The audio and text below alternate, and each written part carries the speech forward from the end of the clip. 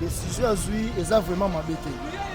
Mais ezokoma mabe pourquoi biso awa na RDC bayebi condition ni tozovivre toliaka na to du jour tozana na socialité soki balobi kaka biloko bato baoteka biloko olia bateka siko bato baoteka biloko wana biso nde bato totekaka oke kuna oke kosomba biso toteka te nana kosombela bango totali na bapays nyonso o malade etouché badébloqué bamontant moko boye mpona kosauver nation na bango mais pas na biso jusqu'à maintenant bayebi biso kaka tovanda na bandako tosala mosala te toza baparent toza na basi toza na bana tofutela bandako suka sanza fati ya résidence ekoya fati ya sine ekoya sikoyo l'état asime biso nini mpona makambo nyonso wana dérangement ekomi makasi eza na sensité eza na sensité bapolisier ekomi ata bimaki ne garde alati kaka teni aye abandi kosala tracasserie na nzela o nini na moto azoteka mwa eloko moko boya kuna na boutique obotiki eza na sensité frère eza na donc bazoyiba en tout cas baveye nano na la police bapesa bango bamesure banani oyo bazosala service ya contrôle ya kolandela baservice ke par rapport badécision chef de l'état azwi na métier ya police akolata neka teni aye abano déranger bato eza na sensité babiro te bakita limba te limba ekita te limba ematisu makasi est-ce que bakolo mituka bakitisi recette ya versement bakitisi versement ta mokie te donc na liboso bapana mutu moko na nsima 8 personnes donc babomi biso makasi. Merci. Bon, premièrement mokonzi ya mboka makambo oyo alobi tosepeli na yango. Premièrement oyo tosepeli na yango ezali ndenge badei ezobima te ndenge bimi balekisi mbama wana tosepeli na yango. Ça ne dérange pas le ministère parce que je n'ai jamais prêché que les gens me suivent. J'ai toujours dit aux gens, suivez Jésus. Les ministères qui seront dérangés, ce sont des ministères où le pasteur devient le président des gens là, où les gens doivent suivre le prophète ou le pasteur. Mais si les gens suivent Jésus, même ils sont chez eux dans la maison, là où ils sont dans le bureau, il va prier. Donc pour moi, ça n'affecte rien. Et ce n'est pas pour la première fois. Même l'église primitive, quand on a tué Jésus, les gens étaient dispersés parce qu'on voulait arrêter. Chacun priait chez lui à la maison. Les disciples se sont retrouvés dans la chambre haute. Ce n'était pas une chambre publique, c'était une chambre cachée où il allait se retirer pour la prière. Donc, ce que j'aimerais dire, pour moi, compte tenu de l'épidémie, de ce qui arrive, les décisions du gouvernement est le bienvenu. Mais pour les églises, la spiritualité n'est pas finie. Parce que même chez nous à la maison, aujourd'hui j'ai prié à la maison avec ma famille. Nous avons fait l'intercession le matin, l'église et nos voisins, en fait, là où nous habitons. Nous avons partagé la parole de Dieu. Donc cela veut dire quoi? Donc l'église a solo eza mutema et puis ça Yesu.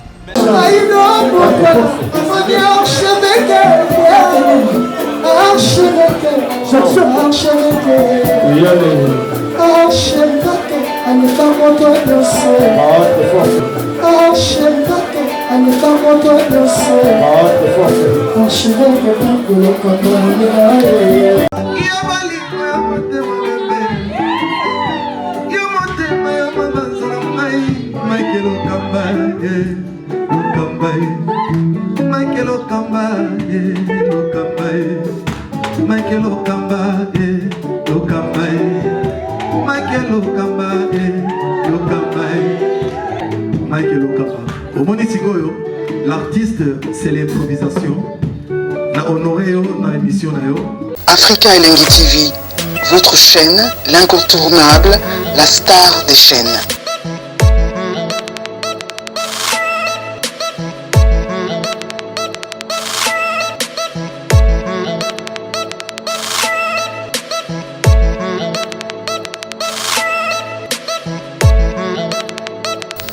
Africa Elengi TV, la magie de l'info.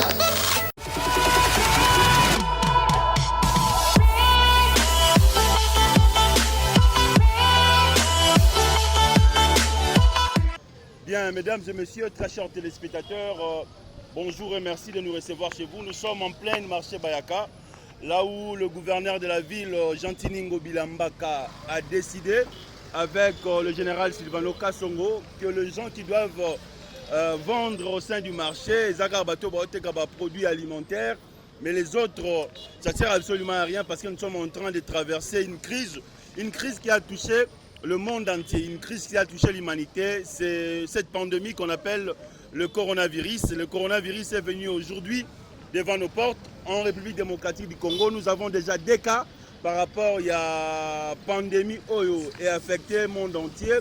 À Walobi, Tokomaki, 36e cas. Aujourd'hui, c'est 38e cas. Donc le monde est infecté par rapport à cette maladie de Messal. La prescription médicale, pas docteur Mouyembe. Il faut se laver les mains le matin régulièrement. Il faut, lorsque une personne veut moucher, il faut au salon à coude et il faut retambola un masque par rapport à la protection. Parce que qui sinon ne bimite, mais de loin déjà on attend que nos frères les Chinois, là où il y avait, comment dirais-je, virus, parce que championnat de Chine, il y a football, et Zozonga, Kalamingité. Mais en République démocratique du Congo, il y a des gens qui se manifestent déjà. L'artiste Fali pour pas donner un don pour soutenir Bandeko Nabiso, Bazoluka Loso, Sikro par rapport à la crise économique. Cédric Bakambope a payé don à 2 millions de dollars par rapport à la crise alimentaire. Ils ont touché les lots République démocratique du Congo, y compris aussi Fabrigas. Les églises sont suspendues 4 semaines en République démocratique du Congo. Donc chaque dimanche, on a ça, mais à Bandakou, mercredi, on a ça, mais à Bandakou, c'est ça qui est sur l'église.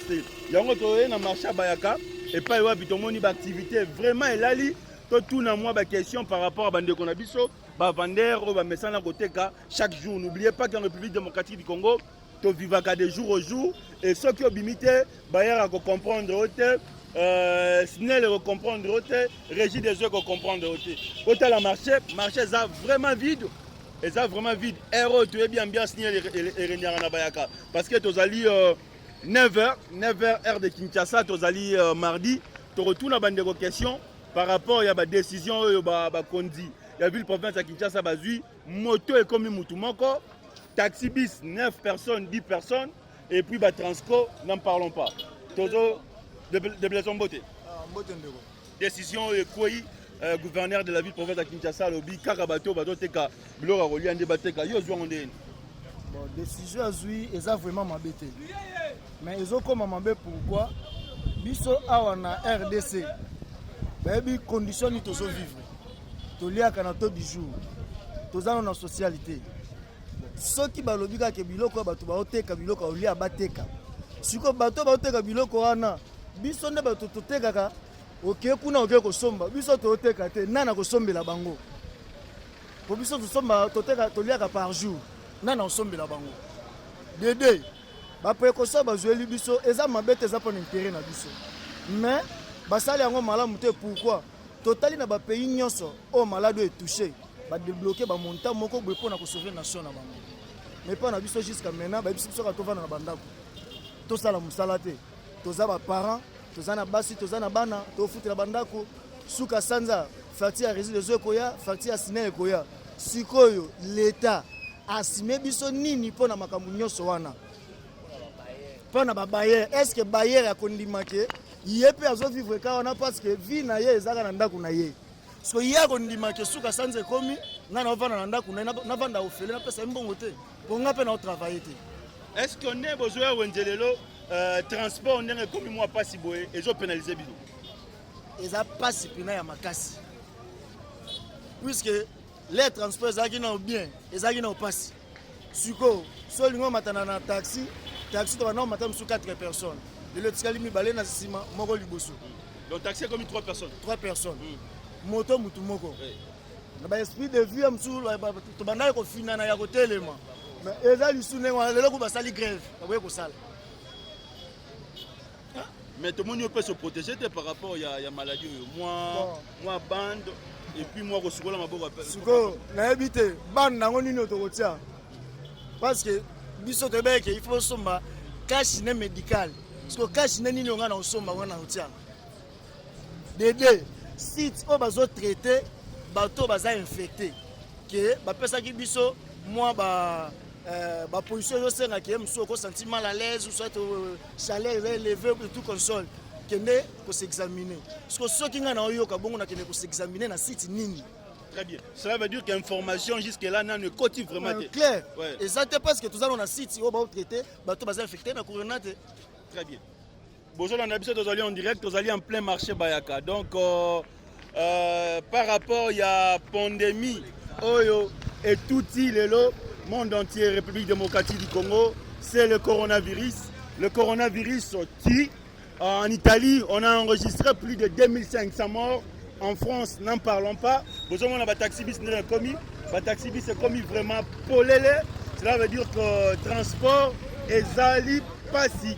Na Kinshasa na minute parce que est-ce que le transport on est bazou à précaution et pénalisé bien? Ah, et bomi biso makasi papa. Ba kitsa limba te, limbe kitate, limbe matisu makasi. Est-ce que bakolomi tuka bakitisi recette à versement? Bakitisi versement ta mukiete. Donc na liboso va na mutu moko. Mutu moko na sima 8 personnes donc ba bomi biso makasi. Merci. Merci. Donc les chauffeurs aussi se plaignent par rapport il y a retombé topé ba mesure mokonjambo kazui par rapport il y a pandémie où est touché le monde entier, c'est le coronavirus. Le coronavirus tue, c'est une maladie domesticale. Cela veut dire que là où vous êtes, il faut traiter l'environnement.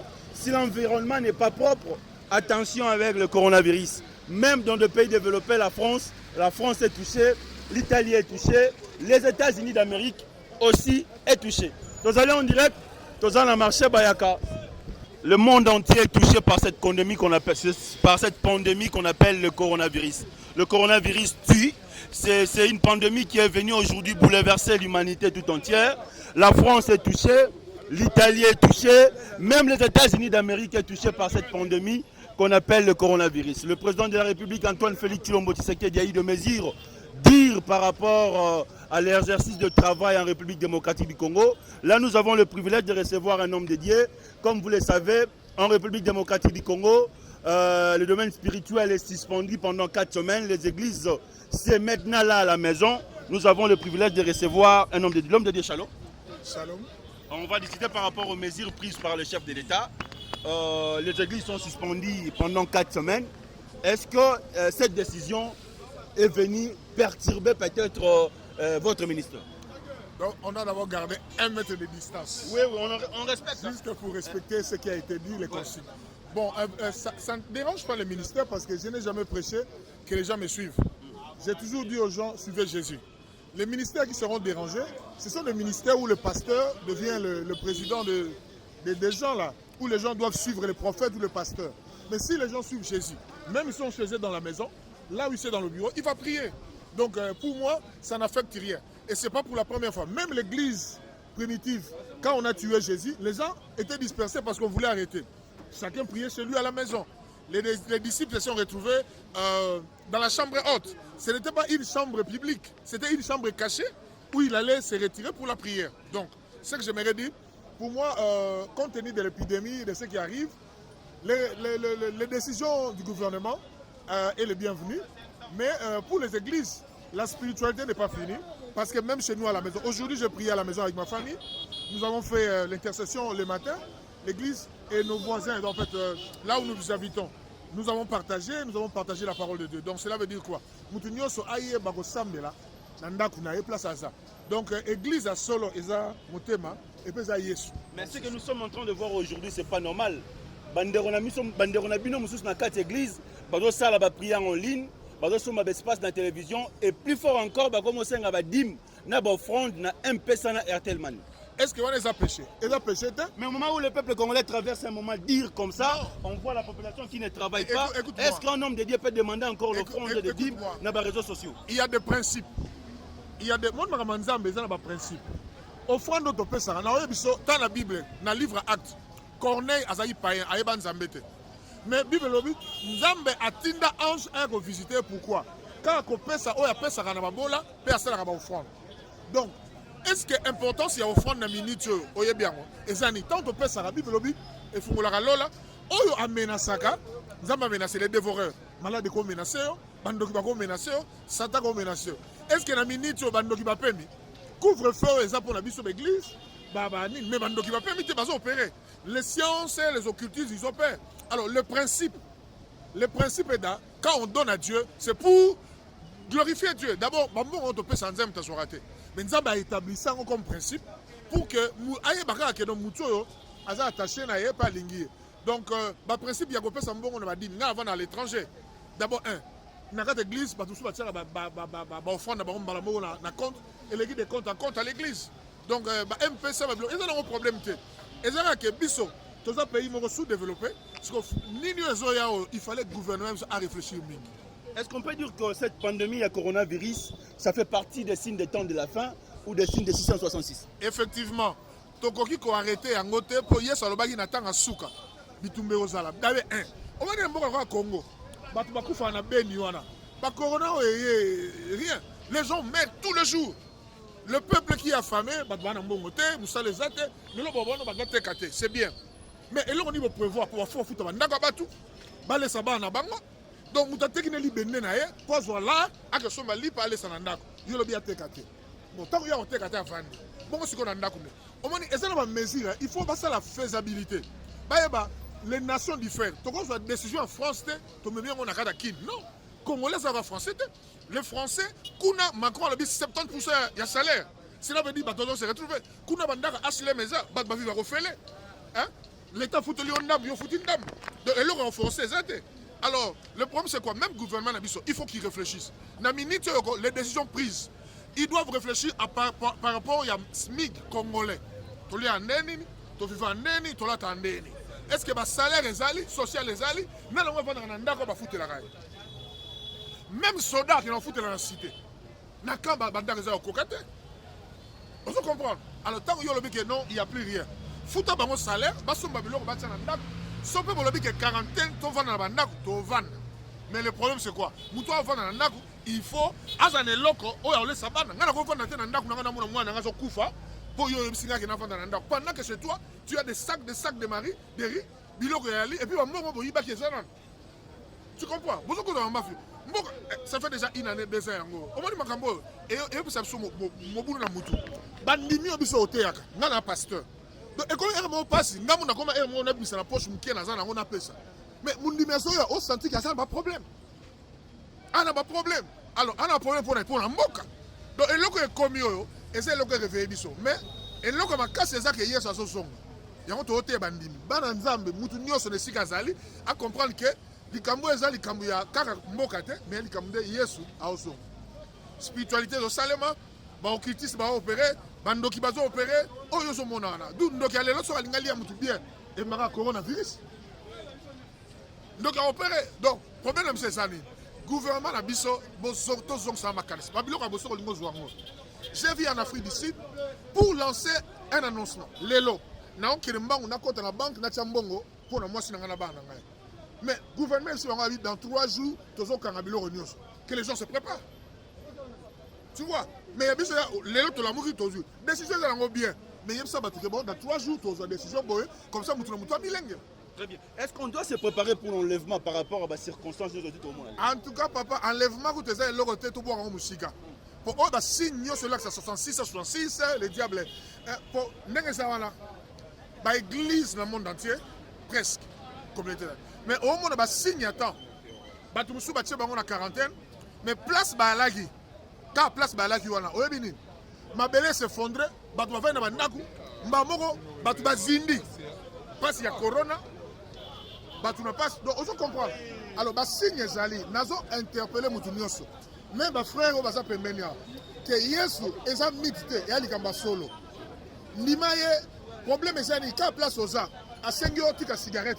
Alors, tu as bar, tu as masanga. Yon dimaga Yesu comme Seigneur sauveur. Donc, le problème c'est quoi? Moutan dimaga que Yesu ayaki, a koufé la kingai, pe a sécu pour nangai.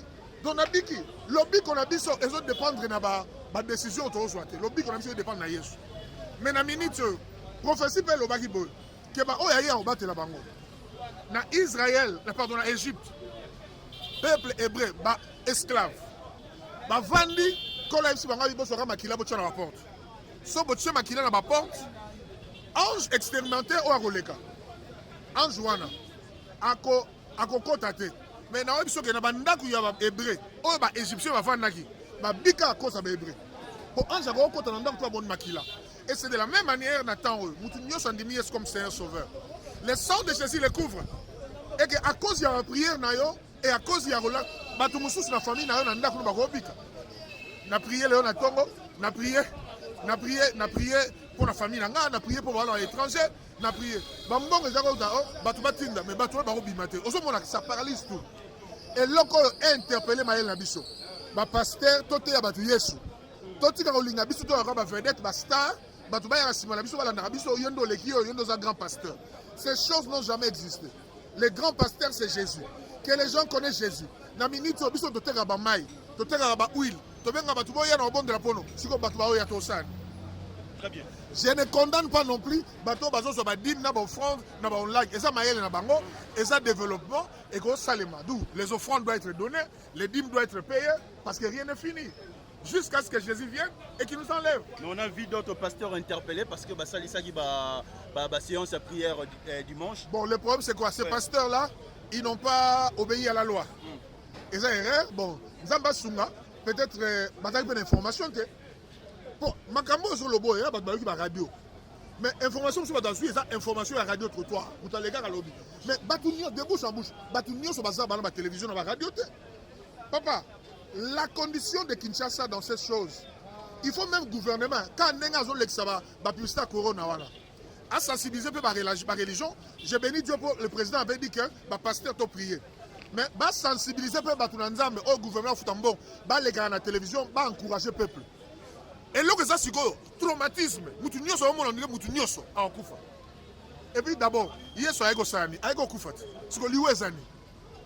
Même dans la Okufa. Dans la Okufa, il y a nati, même le président. Et puis dans la malade, et ça plus, et ça qui est de ma casse plus dans l'autorité. Bah t'as pas autorité qui n'est pas quoi dans Foutuka. Tu sais combien nous ont appelé pour aller prier pour eux? Alors sous assurance mais peuple oyo ali ngana li pendant quoi ngana nzela na quoi ana kimia o mo ndie mutu mafu mafu to komi mafu na kata Congo à cause ya ba réalité à Congo vous comprenez donc les gens congolais à ça kufa avant vous maye coronavirus est mais congolais ça déjà kufa on a vu Cédric Bakambu donner un don de 2 millions de dollars.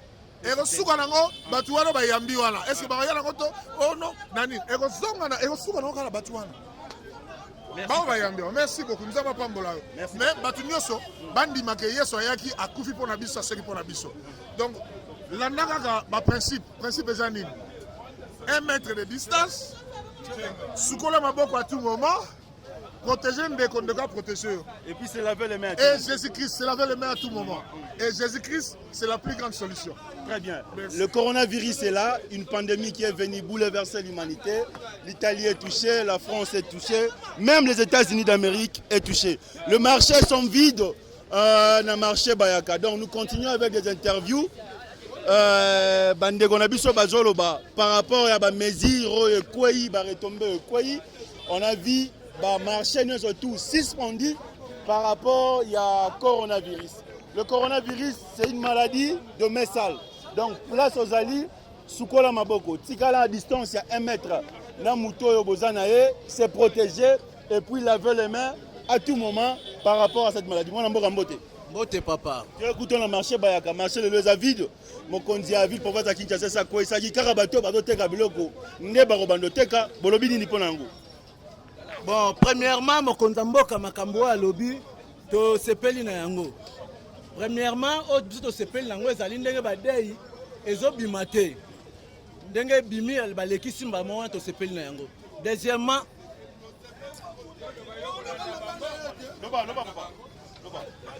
ndenge bapekisi bino boteka boye yo sepeli na to sepeli. Wana to sepeli na ngote, ndenge to zaba jusqu'à présent naza na souffrance ya makasi, tala ngai état physique na ngai. Nazotanda su biloko te bana bazovanda nzala donc nazokoka te nazomona ndenge ya kovivre te donc nazapena donc desina makamu chef de l'état décidé na oya kaya koteka te donc ezosala ngai vraiment bien te. Mais gouverneur à ville moi na mboka Gentili Ngobila alobi na ba marché ka bato ba oteka biloko koliande bateka bato ba oteka ba mitraille banini bateka te est-ce que vous sepeli nango bongo soki mutu aza na mbongo ta koliande ngeni soki mutu aza na mbongo ta kovivre ndenge nini eza business photo salaka business po batu pe ya koteka bazwaka pe mbongo biso batu tozoteka mosusu toka esombaka biloko ya kolia noke eza kaka ke bango batekaka biso totekaka te bongo noke esomba biloko kolia ndenge ndeti bonana nzala noke esomba biloko kolia ndenge nini. Merci. Très bien. Moi, Lamboka, balobi na bino na moto, mutumoko. Est-ce que vous savez non?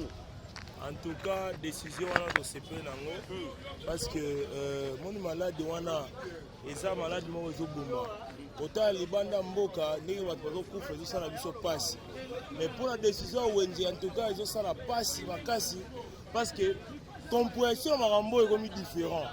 Balobaki ba grand marché Zandu Gambela ozo mona ba yakabo bazo teka bango ba bende bazando te siko la police la commission ngolo la COP dérangement est comme makasi ils ont sans système ils ont sans système ba policier comme ata bima une garde là tika teni aye abanoko sa taka série na ntela oh nini na mutu zo teka mo eloko mo boya kuna kwa na boutique bo tika na sans système eh frère ils ont donc bazo yiba en tout cas va veiller dans la police ba pesa on va merci ba nani bazo sa la service ya contrôle Rolandi da ba service que par rapport à la décision chef de l'État vu na métier à police ça roule là t'as tenu ailleurs on nous déranger bateau ba bureau de ils ont dérangé nga tu vas côté nani Mariano wana donc même dans ma maison on moni ils ont sensé donc voilà merci. Donc, nous allons continuer l'interview de ça. Le coronavirus est bouleversé, va donner. Et c'est le logo Tondima qui est en côté. Mais le coronavirus est donc, bah, quand on va quoi si besoin on va marcher à vide. Ceux qui te l'ont moi, tu as marché comme papa Mbote. Papa Kamo docteur mouillé m'a péqué si en haut. Faut en a papier mouchoir, au s'essuyer, au bois qui. Coronavirus est, bah péqué si bino boteka. Décision besoin on est. Non, décision on a, ils a pas vraiment juste. Ils n'ont pas juste dans ce sens que non, va prévenir la population. Il fallait qu'on prévenir la population, qu'on soit la moi et l'autre Moroboé, dans le communal, autour de quartier, donc on sensibiliser le chef de quartier, qu'on sensibiliser le communal. Après, on a une initiative Moroboé au peuple pour sauver la maladie. Qu'on interrompe l'enterrement, c'est bien beau. Parce que on a fait des dépenses, des dépenses, donc, on a fait en étranger. Donc, ça sera bien. Ça sera bien. Quand ceux qui est bimi, bah, qui ont directement enterré en haut. Et non, comme ministre d'accord, que nous avons moko boye, bima ka ba désordre, ba bilo comme zanga tina. Ils n'ont pas juste. Mais na nenge ya ko peki ça va marcher vraiment. Ils ont ça la moi ba parents, c'est ba biso ba responsable. Moi bien té. Donc, pour le chef de l'État, à avoir vraiment ba décision na yé. Ba décision na yé, ça pas mauvais. Ils n'ont pas mauvais, n'a pas mon monsieur n'est appliqué en haut. Mais quand on peut marcher, t'as la biso, c'est babiso yo. Donc nous avons orphelins de pères et de mères. Na c'est pas ça, on a vraiment ma famille, on a tenu à ça awa, ma famille bazana bango. Mais na pas ça na famille té. Na mi nous quand na nenge na ngamo ko na bato du jour na ngai. Sikoyo ko baby sa journée ne tiboke, na bimaka té. Donc les amours passent. Na éviter ceux qui na ko simba machati. Na simba soki Congo, na simba soki Mutonga, na simba soki nini, na bana ko titila papa yangana, na bana ko titila mama yangana, ba biloko wana na yebi yangote au plus jamais. Mais donc ezo simbaté papa. Les retombées prises par le gouvernement dans la ville province de Kinshasa, le marché est sans vide et le transport en commun est comme difficile, les motocyclistes réclament. Ça ce sont des retombées par rapport à mesures où l'État congolais a joué. Par rapport à la maladie où est touché l'humanité, le coronavirus. Le coronavirus, c'est une pandémie sérieuse. Les maladies, elles vraiment sérieuses. En Italie, en France, et puis aux États-Unis d'Amérique. On y va. Nous sommes là dans la commune de Ngiringiri, là où nous posons des questions à la population par rapport à cette maladie, cette pandémie, le coronavirus, où les locaux bouleversés, va donner à travers la ville-province à Kinshasa. Les États-Unis d'Amérique, Italie, France, Belgique, par rapport à la maladie au coronavirus. Tala babi c'est pleinement vide parce que Konzamboka a eu décision, liboso mutumoko et puis dans le taxi 9 personnes ou 8 personnes. Donc tous continuer. Par rapport à l'interview de ça, le coronavirus et que perturber les données à travers le monde, personne n'y croyait parce que Nzamba sala makamuna naye. Kondiamboka ba eu décision liboso ya taxi motomoko na sima batumi balé moto comme memaka motomoko ba marché eza vide bandeko ba sengeli koteka na ba marché ezaka bandeko bazoteka biloko kolia bana mboka mbote Est-ce que la décision de la ville province à Kinshasa, surtout gouverneur de la ville, ndenge a lobby que ba marché car ba tubelo ba tablo rolia bino ba tamitra ibote kate bozwa ngondeni. Ouais, en tout cas merci Mopanzi Sango to sepel nengo eta la biso na kati ya bon idée ya mokonza mboka eza nango bien pour virus ezali na mboka mais il fallait avoir à pesa biso ke bata marché bibende ba mini to teka te fagi aye bisaka biso ta ko yebisa to ba yebisa so que non na jour tel boye mikolo boye boza na ba parler pour te préparer mais brusquement subitement boye en tout cas ça se passe pour vieux ana difficile dans le moment. Le coronavirus, une pandémie, une maladie, Lelo, qui touchait l'humanité, c'était avec plaisir qui n'a marché à Bayaka. On a posé des questions par rapport à cette pandémie qu'on appelle le coronavirus et on a posé aussi des questions par rapport à Bandeko. Ndenge bazo répondre à Mituna au état le coronavirus. Le coronavirus est une maladie de Messal qui tue aujourd'hui les gens à travers le monde. Il y a un moment pour protéger le peuple congolais. Bazui ba décision oyo mwana mboka mbote mbote mopanisa très bien toyo kuto na wonza ba yaka wa place de la activité ba kondi a ville province à Kinshasa bazui ba décision votre point de vue d'abord. Point de vue na ngai eza bien par rapport à décision bazui mais ba décision na bango eza préparé parce que sur tali ailleurs parce que aujourd'hui c'est la France yo mutu aza beaucoup plus to imiter la France par rapport à confinement ou tout ça. Mais le plus important, il faut que on va subventionner la population également. C'est-à-dire quoi? Il faut passer un peu d'intervention de tout le monde ailleurs. Bonjour, mesures idoines, c'est-à-dire les gens doivent rester à la maison. Mais là, on est préparé pour la population. On fout à maille, on fout à courant, on fout à loyer et tout comme ça. Est-ce que l'État a peur dans les années? Au but, tout fait oui. Mais maintenant, c'est concerne la maille. On fout à monde. Kinois, on dit très bien que les Kinois vont vivre ensemble, vont vivre. Normalement, il faut revoir certaines choses. Il faut annoncer à l'État à subventionner Batou afin que le confinement à Bango et les Ghanais. Sinon, les Kinois sont chamboulés. Plus 243 89 00 60 149.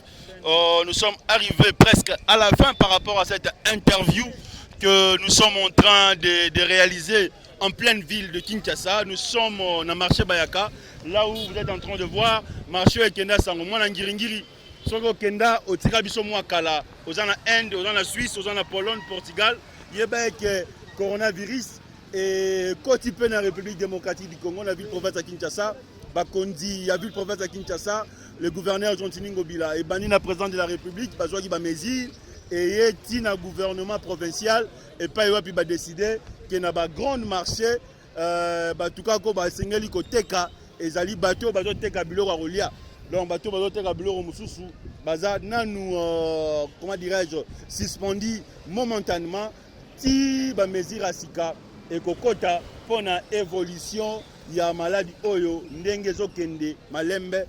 Si vous avez aimé cette rubrique, Otobenga Piedi Lari, Masolo à Balabala, Peuple Lobby, par rapport à Mesiro Mokondambo Kazui, na gouverneur de la ville, na général Sylvano Kassongo, et y compris aussi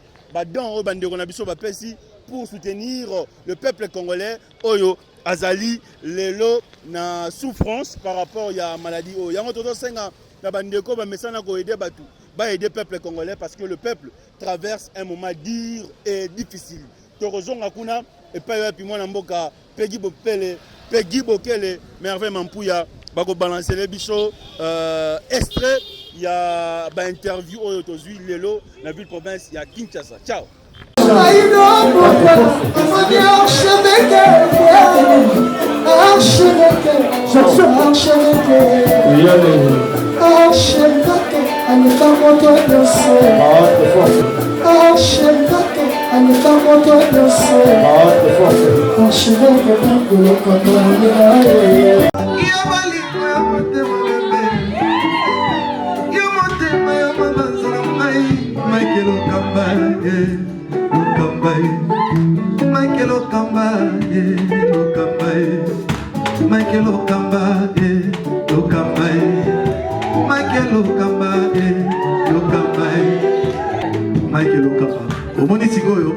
L'artiste, c'est l'improvisation. Na honoré dans l'émission. Africa Elengi TV, votre chaîne, l'incontournable, la star des chaînes.